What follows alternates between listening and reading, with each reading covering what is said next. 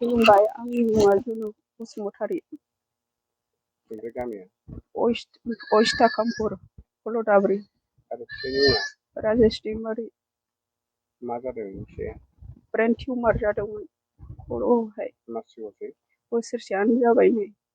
जानाय जानाया बबे देहा फाहामसालियाव लाङामोन गुवाहाटि नारायणआवबो लांदोंमोन ओमफ्राय सिलिगुरियावबो लांदोंमोन ओमफ्राय दा थाखा गैयिनि थाखाय जों फाहामनो हायासै दा माबायदि हालोदाव दं फिसाया दा थाबायनोबो हाया रायज्लायनोबो हाया जानानै दं बिसिनायाव नोंनि न'खराव साबसे आं गावजों साथामल'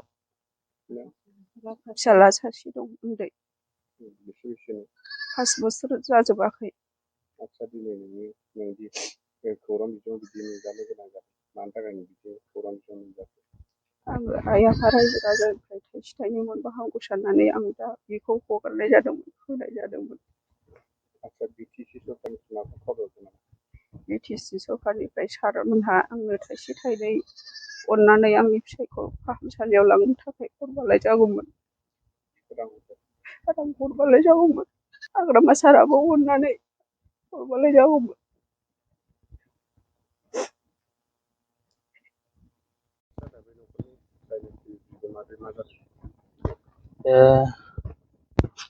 बे न'खरनि बिगोमा बैसोआ जोंनि उन्दैसिन अइस्टाकामपुर कलदाब्रिनिनो राजेश दैमारि होनना बुङो न'खराव गासै साथाम हिनजाव दङ आरो फिसाला सासे दङ 5 बोसोरनि बिथाङा थांनाय बोसोरनैनि गेजेरावनो ब्रेन टिउमार जादोंमोन बेखौ गोबां हस्पिटालावबो लांबाय न'खरनि धोन सम्पति हा हु बन्दक होनानै मोसौ मोसा फाननानै नायदोंमोन न'खरनिया नाथाय एसे जुदि थाखा फैसा रांखावरिया जुदि मोनोबा एसे गोजानाव लाङोबा दाबो हामनायनि चान्सेसफोर दङ होननानै डाक्टारफोर फोरमायबाय थादों जुदि न'खरा थासारिया मोजां नङा एसे थाखा फैसानि अभाब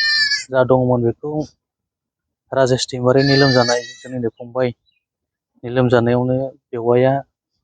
हामगौबा धोन सम्पतिखौ फाननानै नायदोंमोन नाथायबा हामथ'वाखै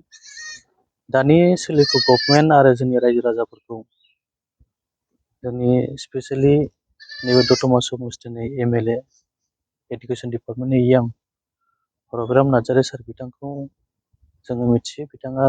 गोसो गुवारनि मानसि गोबां लोमजानाय साजानाय बिथाङा मदद खालामो नैबे बेवाइनि आरो राजेश दैमारिनि न'खराव एसे राङारि अनसुंथाइ हरनानै आरो बिथांखौ गोजान फारसे जुदि लांनानै मोजां हस्पिटालाव लांनानै जुदि फाहामनो हायोबा बिथांमोनखौ जोङो इसोर होननानै जों सानना लागोन आसा खालामदों बिथांमोना निस्सय एसे राङारि हरनानै अनसुंथाइ हरनानै राजेश दैमारि बे फंबायखौ जे फाहामनायाव मदद खालामगोन